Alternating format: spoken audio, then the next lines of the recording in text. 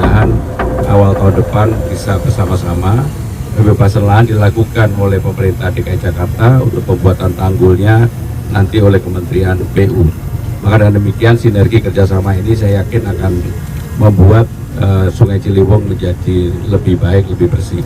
Yang berikutnya dalam kesempatan ini Bapak Menteri kami juga laporkan pemerintah Jakarta akan melakukan normalisasi atau pembersihan Kali Krukut sepanjang 1,3 kilo. Kenapa ini kami lakukan? Kami tahu kalau tidak dilakukan maka daerah Kemang, Kemang Village, Kemcik dan sebagainya pasti akan banjir terus-menerus dan banjirnya sudah sangat mengganggu.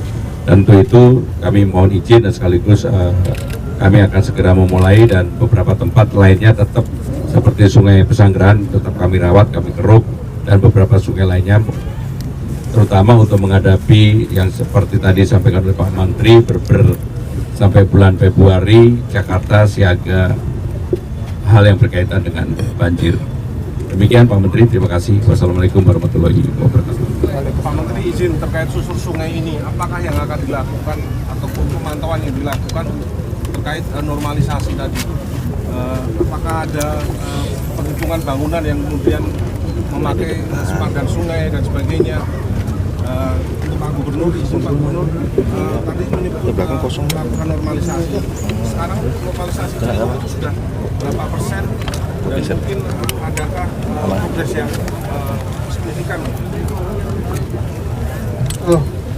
Susur sungai ini satu, memastikan bahwa sungai Ciliwung ini bersih dari sampah. Satu, dan kedua memastikan bangunan kita sudah hampir tiap hari kita berdiskusikan dengan pemerintah daerah dan pemerintah kota di DKI Jakarta mana yang memang harus kita bereskan di batas sungai kita akan bereskan. Tapi itu adalah proses yang tidak bisa kita kerjakan cuma sehari dua dan itu proses kontinu yang kita kerjakan bersama-sama. Tapi ini kan sebenarnya kick off untuk seluruh Indonesia. Ini ingin bahwa kita semua ini lebih peduli pada kita, kira-kira seperti itu. Apakah mungkin ada roadmap-nya sungai-sungai di Indonesia? Apakah jadi wisata? Kalau roadmap yang paling utama sekarang adalah bagaimana kemudian hulunya ini kita benar bersama-sama. Tadi saya sampaikan di awal, kalau kita hari ini bisa merehab, bukan seterusnya, kalau hulunya tidak jaga, kemudian kalau hujan lebat yang turun lagi. Jadi apapun yang kita kerjakan rehabilitasi seberapa besar pun tidak akan bisa kerusakan sungai ini karena akibat hulu yang tidak. Hulu itu wajib kita jaga bersama.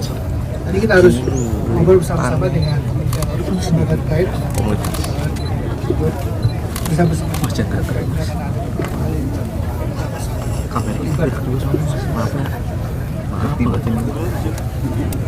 Untuk yang menjadi tanggung jawab Jakarta ada dua kelurahan. Yang pertama adalah Cililitan. Cililitan ini ada 37 bidang. Anggaran yang dianggarkan 111 miliar. Kemudian ada di Kelurahan Pangadekan ada 54 bidang. Anggaran yang dialokasikan, diestimasikan kurang lebih 121 miliar. Sehingga dan demikian dua kelurahan inilah yang akan kami lakukan untuk normalisasi. Pak Gubernur izin kita tahu bahwa Gantian Mas, jangan bagi pertanyaan. Tapi di luar agenda terkait pohon tumbang di Jakarta masih banyak. Apa tindakan dari Pemprov kabut sendiri efektif? Jadi kami sudah melakukan sebenarnya perapian pohon itu 62.000 lebih. Tapi memang beberapa akhir-akhir ini cuaca ekstrim, baik yang di Dharma Wangsa maupun kemarin yang terjadi yang mengakibatkan MRT terganggu itu betul-betul karena angin kencang dan kemudian tercerabut sampai dengan akar-akarnya.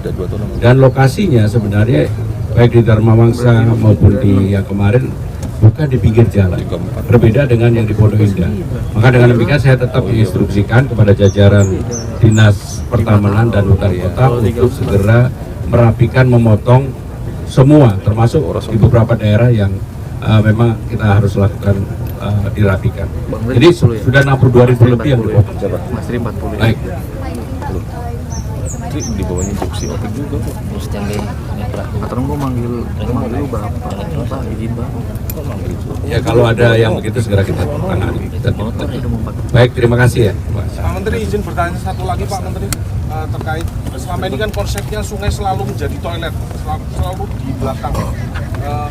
Apakah ada upaya untuk membuat sungai menjadi teras dari rumah di Indonesia begitu, sehingga tidak buangnya sungai, tidak toiletnya ke sungai seperti itu Pak?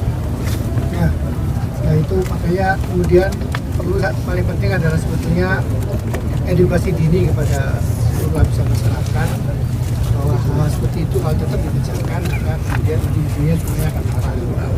Nah, kemudian kita menjalin komunikasi dengan komunitas, masyarakat dan seterusnya. Kalau mau pingsan ya. Satu masalah Nah itu edukasi dia. dini. Nanti Yang adalah itu kamu kemana kan? masing-masing sungai yang kita kerjakan Palingnya lebih kita kerjakan juga di seluruh Indonesia lain.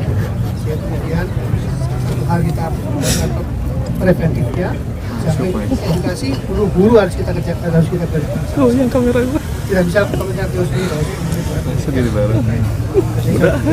belum lama lagi. Itu adalah kita harus sama-sama misalnya tanggul gitu. Tapi kan kalau tanggul kan lahan juga harus dilakukan. Jadi kerjasama erat antara pemerintah pusat dan daerah sama kita perlukan untuk tetap bisa menjaga sungai ini bisa memberikan manfaat yang maksimal untuk masyarakat dan masyarakat. Dengar-dengar di Ciliwung sudah ada sensor untuk mengetahui permukaan air Pak, sehingga biar bisa mengatasi banjir. Pamit ya. Kita buat, Nggak usah ya terus.